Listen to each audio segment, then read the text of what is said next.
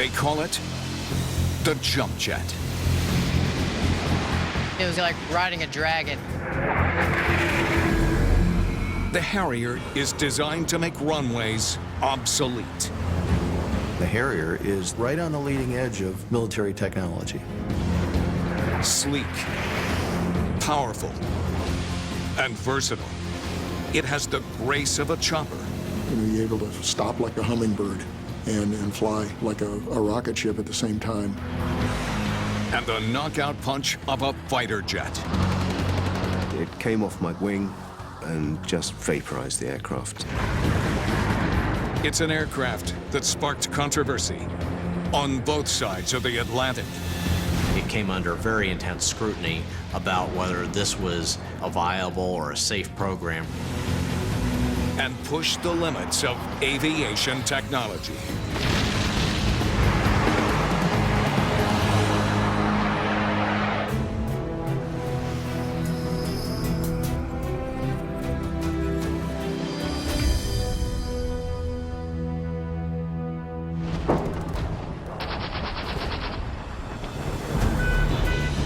June 2014, Iraq. The Islamic State claims authority over much of the country. ISIS militants wage a guerrilla-style war, taking Iraqi civilians as prisoners in their own homes.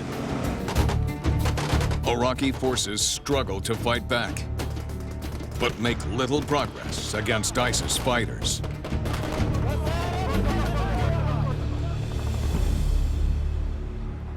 The United States decides to intervene. President Obama authorizes U.S. airstrikes to support troops on the ground. Chairman Dempsey. The U.S. Marines send some of their most experienced pilots to the fight, along with their go-to aircraft for close air support.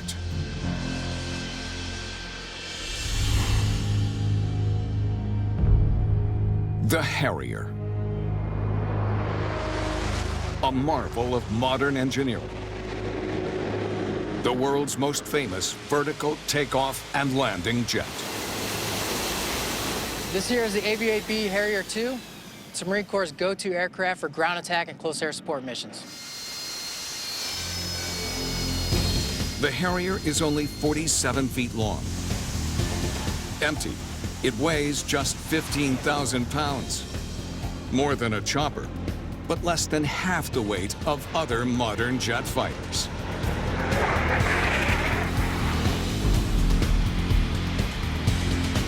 "23,000 pounds of thrust let the Harrier hover like a helicopter or blast forward at near supersonic speeds. On my first flight, my instructor told me it was going to be like riding a dragon. He definitely was telling the truth. 13,000 pounds of weapons give Harrier pilots an option for any kind of fight. The Harrier is capable of carrying a wide variety of weapons, everything from air-to-air missiles, like the AIM-9 Sidewinder, both precision-guided and conventional bombs, as well as a 25-millimeter guns capable of shooting up to 3,600 rounds per minute. When we get there, we need to be ready to hit hard and accomplish our mission.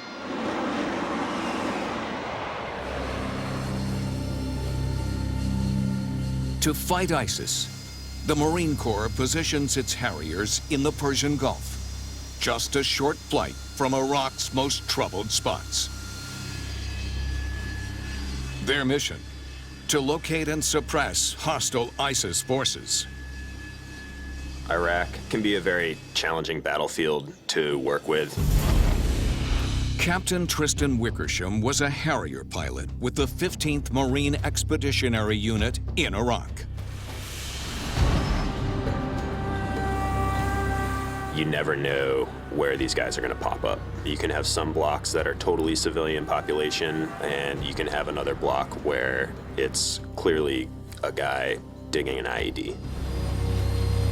A changing battlefield calls for a fast response. That's where the Harriers come in. Our ability to base off of the amphibious carrier puts us much closer than a lot of the actual established airfields. Allows us to get on station fairly quickly.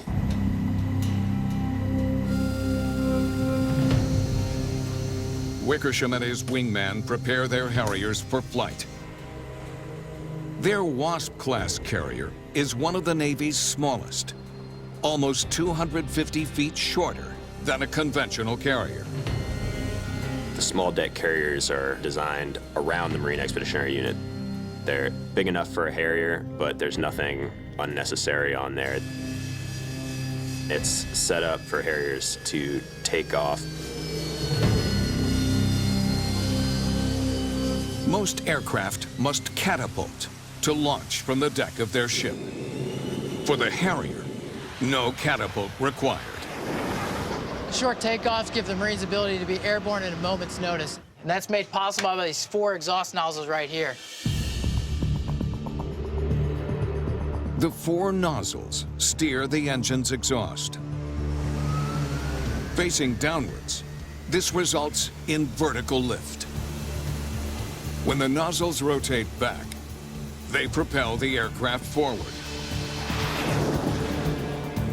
We'll get the ship moving as fast as it possibly can, which increases the wind over the deck, which just every little bit of lift, as the wind goes over the wings helps. We back up all the way to the back because at that point we'll have 2 fuel tanks, 2 bombs, and a targeting pod, plus a full load of gas. And that's a pretty significant amount of weight for something trying to take off in 750 feet. It takes every bit of power that the engine has to get off the deck. We will basically run the engine all the way up, try and get as much thrust of it as possible, let the brakes go, and then as soon as we get to the edge of the deck, we use those 4 nozzles, and that's what pops us into the air. That's what allows us to have that just incredibly short takeoff. In Iraq, Captain Wickersham and his wingman speed away from the ship. Once in flight, their surveillance mission turns into something more. As we checked in on station, they had told us they had some coalition forces taking fire up to the north and directed us to head that way to support that. Wickersham and his wingman race over Iraq at 650 miles an hour, preparing mentally for what they might find.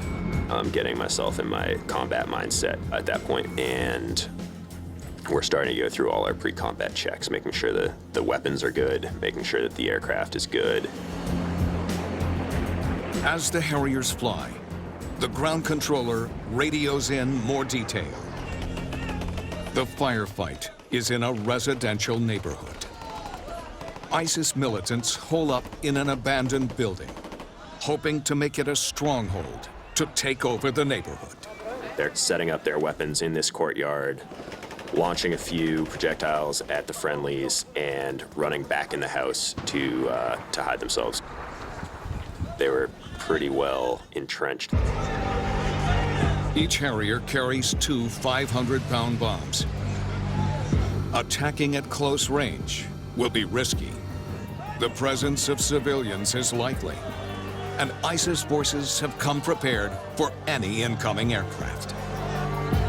We knew that they had light machine guns, heavy machine guns, and up to some shoulder-mounted surface-to-air type missiles, and that's what we were mainly concerned with. The Harriers quickly close in on their target. Down below, ISIS fighters seem to have the upper hand. As I'm ingressing to the target, I can see the house. I can see the courtyard attached to the house there. It's a walled-off courtyard, and that's where they're kind of coming out of the house, setting up their indirect fire weapons in that courtyard, launching off a few projectiles, and then running back into the house in order to hide themselves again. Coalition forces are running out of time. If ISIS gets control of the neighborhood, Iraqi civilians face certain death.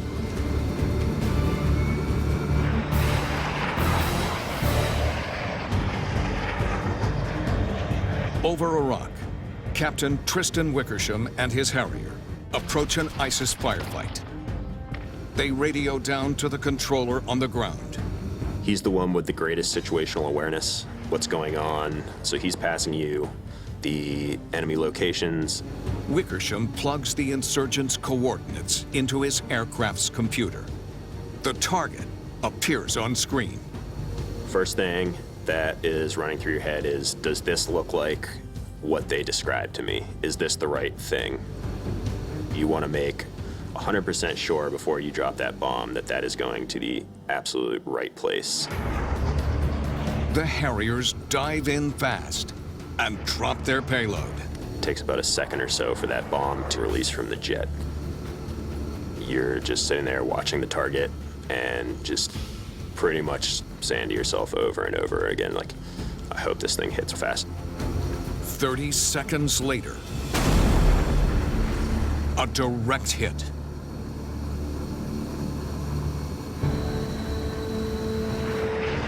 Within minutes, coalition forces move in to secure the area. It's a great feeling knowing that these guys were relying on you for support to get them out of a potentially sticky situation, and we were in position to provide that support and potentially save a few lives. The Harriers turn back to the ship, but their mission is far from over. Surprisingly enough, landing at the boat is usually the most dangerous phase of any mission. To land, the pilot must slow his speed to match the speed of the carrier. He rotates the nozzles down and descends in a slow hover. You've got winds which are hitting the side of the ship and bouncing over, kind of pushing your nose around, and you're just basically balancing on this fountain of air coming out of the bottom of the jet. Trying to hover a Harrier is kind of like trying to balance an elephant on the head of a pin. Jet-powered hovering. A futuristic technique mastered on the modern battlefield, but forged over 60 years ago.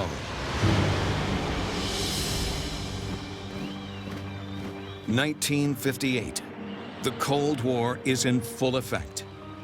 The Soviet Union has taken over much of Eastern Europe. NATO believes the Soviets want to conquer the rest of the world too. The Soviet Union position, large tank formations, thousands of aircraft, very close to the border of NATO-held Western Europe.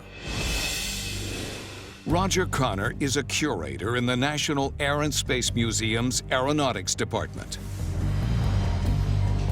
This meant that the NATO response had to be very fast. There would be very little warning in the event of an attack. NATO has the fastest airplanes in the world. Their Achilles heel is their size. As jet engine technology matured, NATO aircraft became bigger, they carried larger payloads, they were faster, they all required very long runways from which to operate. These long runways and large jets make vulnerable targets. The Soviets were seen as targeting these airfields in a potential first strike. So there was an urgent need to be able to disperse aircraft outside of those concentrated air bases. For a combat aircraft to be truly effective, they had to be able to operate from anywhere. The key to that was vertical flight. Vertical flight, a concept proven with helicopters, but unheard of for fixed-wing jets. It's an idea that just might give NATO forces the edge.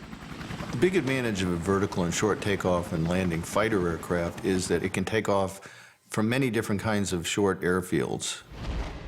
Lon Nordin is a military historian and author on the Harrier.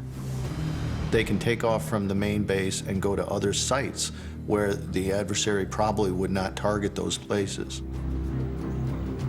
NATO countries enlist their best and brightest to design the impossible, a jet aircraft that doesn't need a runway. Several companies in Britain, France, Germany, and other places, including the United States, invested money and developed concepts for this kind of new fighter. The feeling was the technology in aerospace had developed at that time to the point where we could try this concept and it might become successful. Vertical short takeoff and landing aircraft were definitely at the exotic end of the spectrum. So this was something that really had never been done before. It was not obvious how to do it effectively. The United States starts out in the lead. Propeller-driven aircraft like the Convair XFY, the Lockheed XFV, and the jet-powered Ryan X-13 turn conventional designs on their head, or rather, their tails. The simplest approach to vertical takeoff and landing was the tail sitter.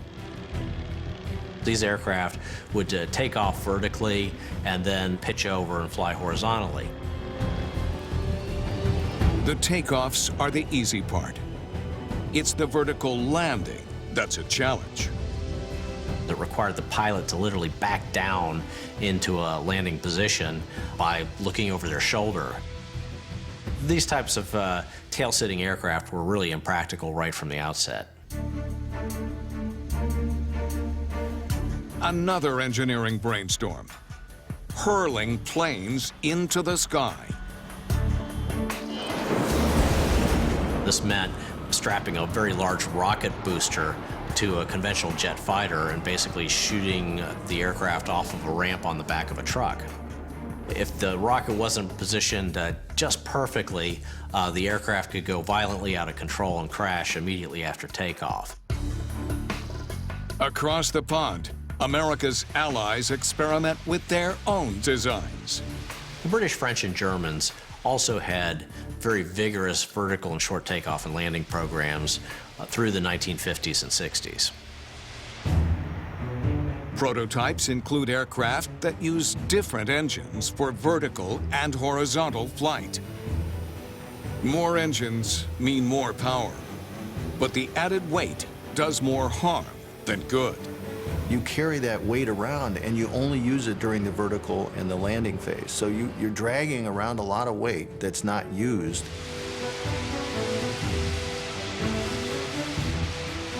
It looks like an impossible code to crack. How to construct a vertical airplane with only one engine. One of the great aeronautical achievements of the 1950s was going to be who could crack the problem of an effective vertical and short takeoff and landing aircraft. In 1959, engine manufacturer Bristol Siddeley believes they have the solution. A turbofan turbine engine called the Pegasus. Most jets push exhaust out of just one nozzle. The Pegasus uses 4. The theory that the 4 nozzles can be guided by the pilot, forcing the aircraft forward or straight up. One of the most difficult problems facing a vertical and short takeoff and landing aircraft is the transition. Any sort of little hiccup with the functioning of those nozzles could cause the aircraft to make a hard landing or even crash. The technology soon attracts the interest of British aviation giant Hawker. Hawker comes up with a bold plan: build a new jet fighter around the Pegasus engine. The aircraft they come up with, the P-1127. In 1961, it makes its first attempt at going from vertical to horizontal flight.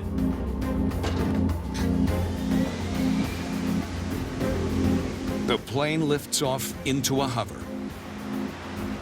Slowly, it begins forward flight. It's a huge feat for Bristol Siddeley, but the technology still has a long way to go. The P-1127 was a very ambitious program. There was not always a lot of confidence that it was going to succeed. France feels the Cold War pressure too. engineers at Dassault develop a rival vertical takeoff jet, the Balzac 5.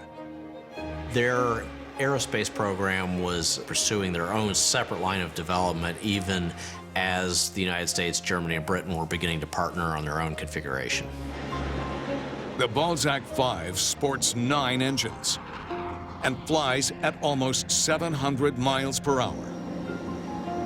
In Great Britain, Hawker engineers note the Balzac's progress. It appears the French are a worthy rival.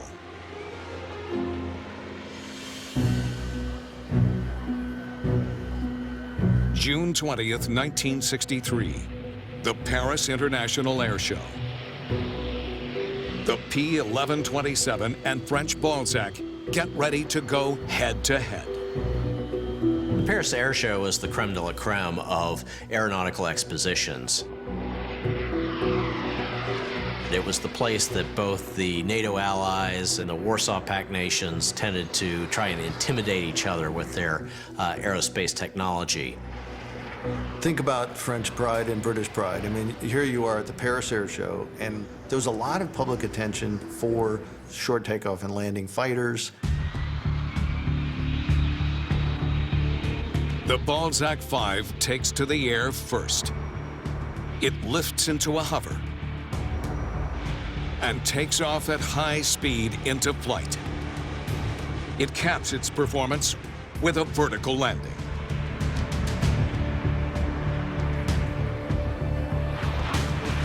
Next, the P-1127.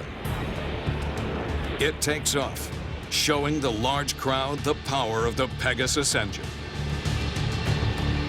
But as the P-1127 comes in for the landing, it's clear something is wrong.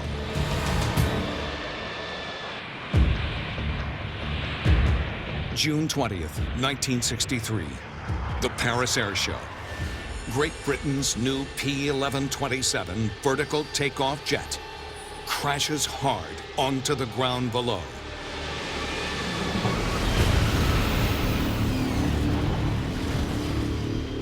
The problem, a jam in the engine nozzle caused by a tiny speck of dirt.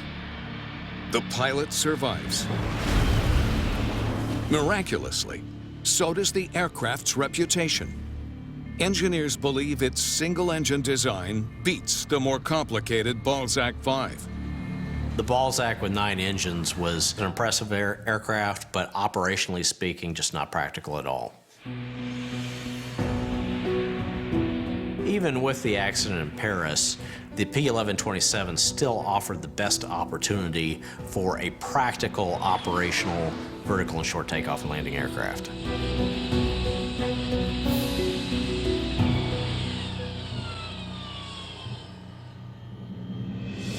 Great Britain, the United States, and West Germany agree the P-1127 is just what they need to defend against the Soviet attack. Those nations really saw that the capabilities that they had been working on for a long time were now being finally realized in this British aircraft. The three nations team up to invest in what they call the Hawker Kestrel, a militarized version of the P-1127.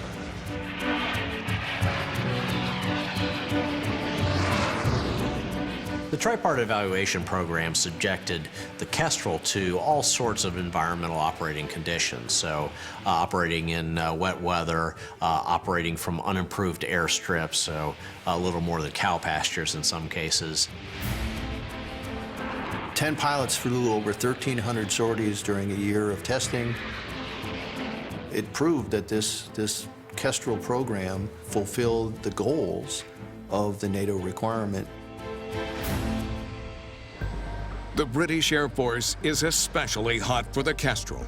It orders 60 right away and renames the new jets the Harrier, after a low-flying bird of prey.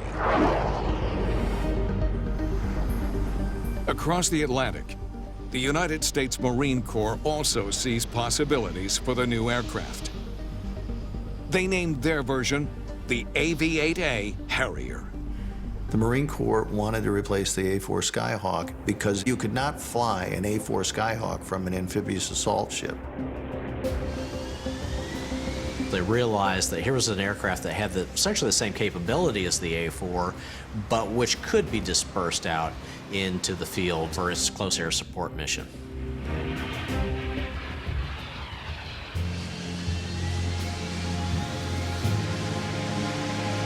At first, the new aircraft looks promising. But it isn't long before things start going wrong.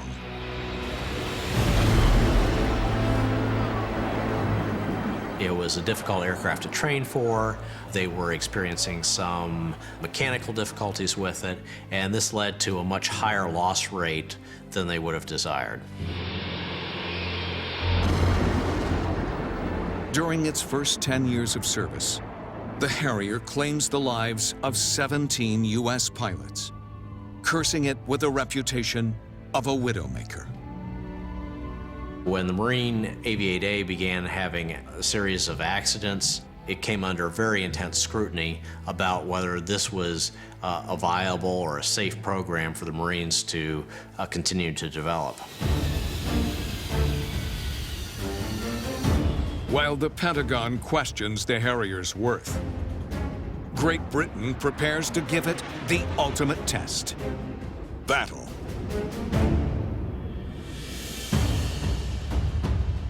April 1982, the Falkland Islands. Nearly 220 years of territorial disputes finally come to a head. Argentinian President Leopoldo Galtieri invades the small British island, claiming it for his own. 8,000 miles away, Britain mobilizes its fleet of carriers. On deck, a brand new acquisition: the Sea Harrier, made especially for the Royal Navy. British pilots know going in that the Argentinian Air Force will be tough opponents. The Argentines could field about 180 fast jet aircraft against our 21 Sea Harriers. Lieutenant Commander David Morgan was a Harrier pilot during the Falklands War. The Argentines had the Mirage 3, which had twice the speed of the Sea Harrier, 50% height advantage, and a missile with a head-on shot twice as long as the Sidewinders that we were carrying. They also had a large number of A-4 Skyhawk fighter bombers. We knew we were going to have a hard job. The Harrier was still very much an unknown quantity. These aircraft had never been tested in combat, and it was kind of a big mystery if all the hype surrounding their maneuverability and their vertical takeoff and landing capabilities, whether that was just a showpiece or it was actually a real combat capability. June 8th, the HMS Hermes, 10 weeks into the war. Morgan and his wingman take off and head for the islands. As we got closer, I called up the 2 aircraft from 801 Squadron that we were relieving, and I said, "Okay, where's the action?" And they said, "You'll see when you get closer." Morgan and his wingman arrive to find a horrifying scene. 2 British ships have been attacked by Argentine Skyhawks.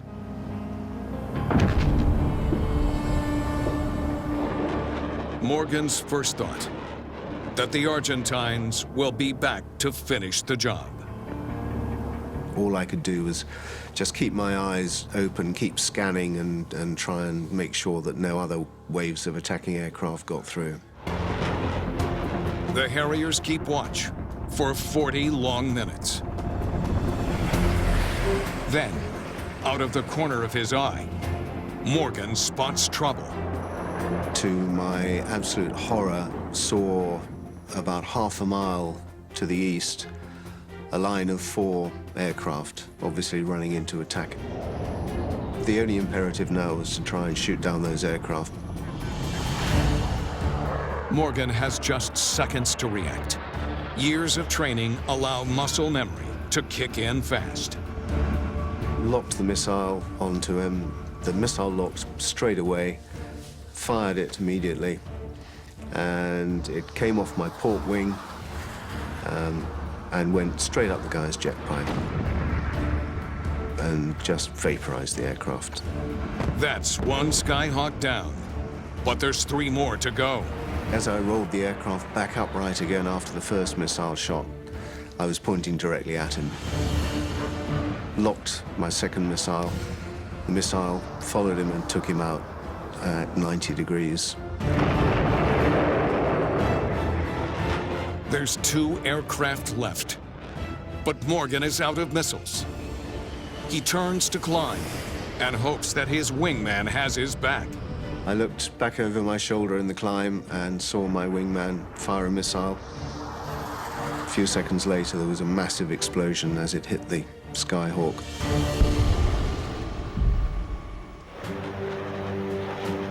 The last Skyhawk sees the writing on the wall. When the Harriers look around, he's nowhere to be found. Less than 2 hours after takeoff, the Harriers are back on their carrier, with 3 kills under their belt. By the time the conflict was over, the whole world thought the Sea Harrier was great. In fact, the Argentine started referring to us as the Muerte Negra, the Black Death. And if they knew Sea Harriers were in the area, they would quite often turn the raids back. The Sea Harrier has a staggering success rate, downing 21 enemy aircraft with no air-to-air losses. The Harrier proves itself for the British. In the US, it still has to fight for survival. The Department of Defense continues to view the Harrier as a costly experiment. The US Navy pushes to end the program. They want a fixed-wing fighter already in development, the F-18. Since the funding comes through the Navy for the Marine Corps, the F-18 and the Harrier were all in competition. Time is up for the Marines. If they can't prove the Harrier is worth the money, the program will be dead before the US Harriers ever see combat. The Marine Corps' new Harrier fights for survival. Many in the Pentagon would rather focus on acquiring F-18s. The Marines push back hard. Because of the Marine Corps relationship with the Congress, they were able to state why they needed this, and they showed through the Falklands and other testing that the Harrier did things that an F-18 could not do. Congress approves both the F-18 and an upgraded Harrier, called the AV-8B. The Harrier has larger wings, greater weapons payload, and state-of-the-art avionics. In 1984, it finally joins the ranks of the Marines. Marshall on the 078 off of Aux 2. Only the most qualified pilots get a chance to fly the new jet.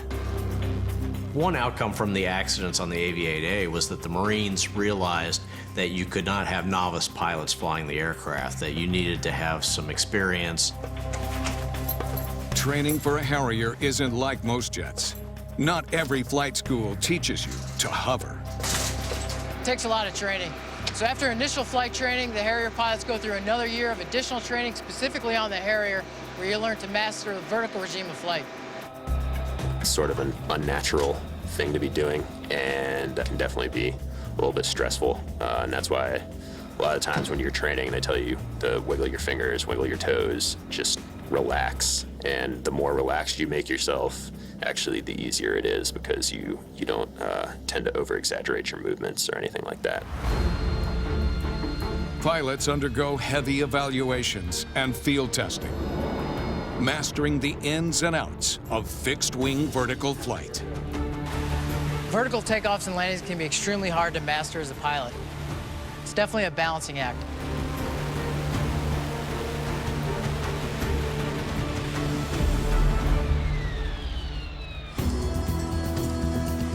The new Harriers may be the platform the Marine Corps has long hoped for. To know for certain, they must test it in combat.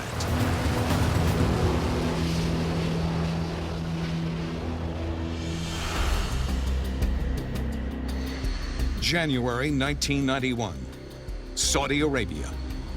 The United States and its allies vow to liberate Kuwait from Saddam Hussein's invading forces. The U.S. Marines station Harrier squadrons at King Abdulaziz Air Base, just 90 miles from the Kuwait border. King Abdulaziz Air Base was not an ideal place for any tactical aviation. Lieutenant Colonel Ted Herman was a Harrier pilot and commanding officer during Operation Desert Storm. The runway was run down. It was kind of a loose asphalt that was coming apart, but we were able to build a fully operational base for airplanes that didn't need long runways. We had an area where we could build our maintenance tents right next to the runway. We could park the aircraft right next to the runway and arm them and to make our turnaround times no more than, say, 20 minutes to touchdown, refuel, rearm, and take off.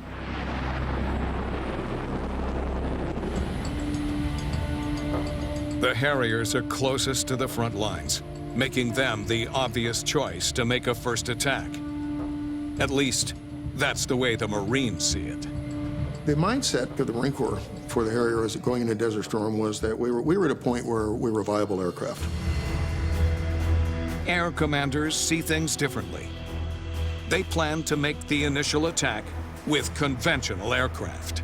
The squadron was not real happy about not being included in the prime part of the war. January 17th. Just hours into the war, a team of Marines is cornered by an Iraqi artillery battery. The trapped Marines are just 90 miles from the sidelined Harriers. It's the chance the Harriers have been waiting for. Finally, commanders give AV-8B pilots the green light.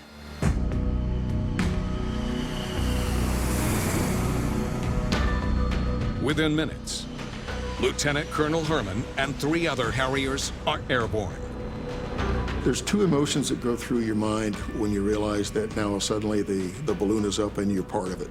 It's where you've always wanted to be, and it's where you don't want to be. Getting close to the Marines won't be easy. The Iraqi forces are armed with state-of-the-art weapons. So we expected quite a bit of activity against us going in that area. 10,000 feet above Iraq, Herman scans the ground below. He spots a cluster of 6 Iraqi artillery emplacements, firing heavily on Marines on the ground. They were pretty obvious. First off, the sand in the desert was disturbed quite a bit. Every time they fired, you'd see a big puff of dirt. To ensure bombing accuracy, the Harriers must dive right through the enemy's line of fire. Ground fire would reach up to about 3,000 feet. Surface-to-air missiles would reach somewhere in the neighborhood of 15,000 feet. By the time we got the weapon off, we'd be somewhere down in the 3,000 to 4,000 foot area there. Each second of delay is life or death to Marines on the ground. Herman takes one last look and starts a 10,000-foot dive. We deliver our weapons somewhere in the neighborhood of 475 miles an hour to 525 miles an hour. That's about the speed of a 45 caliber bullet.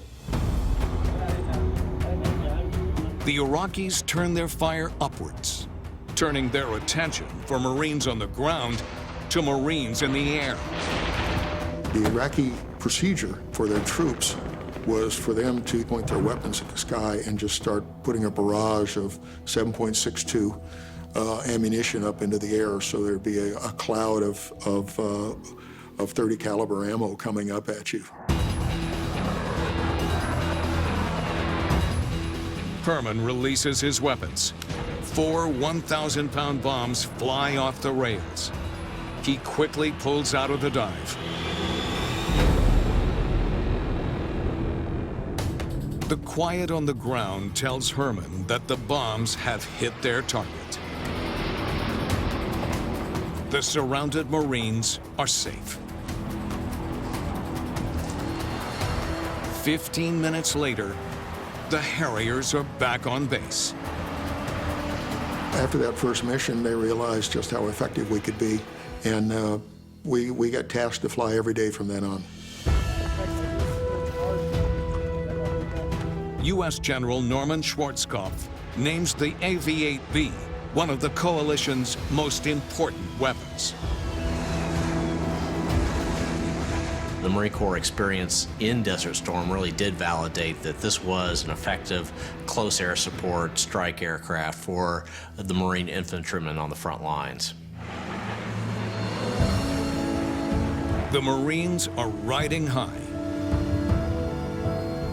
They ask Boeing to give the Harrier another capability, to attack at night. The Night Attack Harrier comes with night vision goggles, an improved digital cockpit display, and a forward-looking infrared system. The British order the upgraded Harriers for themselves, and just in time.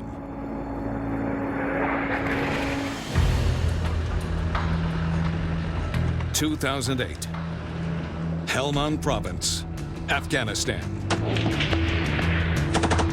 British forces fight Taliban insurgents. The enemy forces aren't going to make it easy for you. They're going to do things at the most inopportune times. Captain Chris Ward was a Harrier pilot with the Royal Navy for 10 years. We had to make sure that friendly forces were protected. And that's why we were 24 hours a day, day and night. Kandahar Air Force Base, Afghanistan. Captain Ward and his wingman head out to a remote part of the province. Their mission? To check up on a team of British soldiers. They weren't expecting trouble, but they wanted top cover, aircraft in the overhead, armed aircraft, ready to engage should anything happen. 20 minutes into their patrol, soldiers below report suspicious activity. They believe the Taliban is preparing to attack. The patrol clearly knew something was up ahead, but they didn't know what. They needed us to be able to establish exactly what the threat was to them. Ward points his targeting pod at the ground. He sees that the soldiers' fears are valid. There were several people moving around, all focusing their attention out to the west, which was where the friendly forces patrol was static at this time. From our position, it's very clear that the coalition forces are about to walk straight into an ambush. Ward has to act fast. The Taliban are just 1,500 feet from the British soldiers. Trying to deliver a bomb so close is tricky, especially at night. The pilots turn to the Harrier's new nighttime capabilities to get it right. The Harrier is one of the most capable night platforms in the world. I can't go into specifics on the exact resolutions of what we can see at night, but suffice it to say that you can see very clearly people moving from 20,000 feet 5 miles away. Ward and his wingmen decide to make what they call a cooperative attack. We were prepared and we were ready to drop, and we'd discussed the angle of attack that we were going to do. To work, the timing must be perfect, and they have to wait for the enemy to make the first move.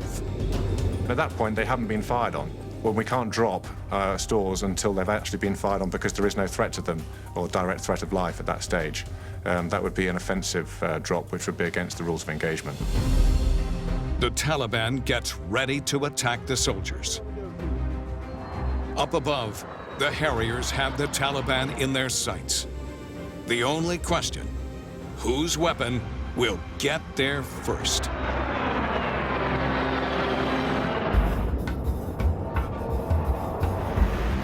In Afghanistan, Captain Chris Ward and his wingman swoop in over a squadron of British soldiers about to be ambushed by the Taliban. The enemy forces opened up on them. Small arms fire, heavy machine gun fire, and RPGs, which was classic small arms munitions, man-carryable munitions that the enemy forces had. Ward and his wingman swoop down, take aim, and unload. My wingman calls in hot, and then I hear a tone. And at that point, I know that the bomb has left his aircraft. 20 seconds later, Ward sees the proof of his work flash across the screen. At that point, we relayed to the friendlies that the enemy forces had been destroyed and that we couldn't see any further movement. And you can hear the relief in the ground troops' voice when they respond on the radio.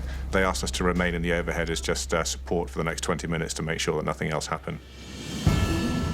In Afghanistan, British Harriers clocked more than 22,000 flying hours, many of them at night. Without the night capabilities on the Harrier, in particular the sniper pod and the night vision goggles, it would have been impossible to conduct that mission. Despite its success, Afghanistan is the final operation for the British Harriers. The aging aircraft break down more often and become harder to maintain. Probably the most difficult thing about maintaining the Harrier is just getting the parts that we need when we need it. If the aircraft isn't new anymore, it's been around for a while, they're not making new parts, they're not making new aircraft. When jets go down, we have to work with what jets are left.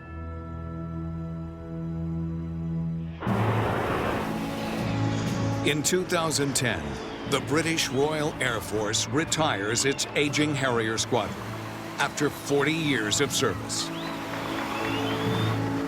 In the U.S., the Marine Corps phases theirs out too. It's still in combat, it's been fighting, but the Harrier is going to start to quickly fade into retirement. But the Harrier's legacy lives on in a new generation of aircraft. The Harrier has put a premium on vertical and short takeoff and landing capability by showing that you can successfully operate away from traditional air bases. This requirement has now evolved into what is becoming the Marine Corps' F-35B. The Lockheed Martin F-35B. It hovers. It's smart. And it's supersonic. The F-35B includes all the capabilities available to the Harrier, including vertical takeoff and landing, but also incorporates advanced stealth features, internal weapons carriage, and the most advanced avionics available today. It's also the most expensive weapons program in U.S. history, projected at $1.5 trillion. It is the major procurement program for the future, and in fact, it's quite exciting that you see now fifth-generation stealthy airplanes that are hovering. Thanks to the Harrier, short takeoff and vertical landing is now a must-have. Just like the Harrier, the F-35 has been plagued by mechanical errors, pilot error, and steep cost overages. Unfortunately, that's just an outcome of the complexity and challenges of operating a vertical and short takeoff and landing aircraft. They were technologically a very difficult type of aircraft to implement.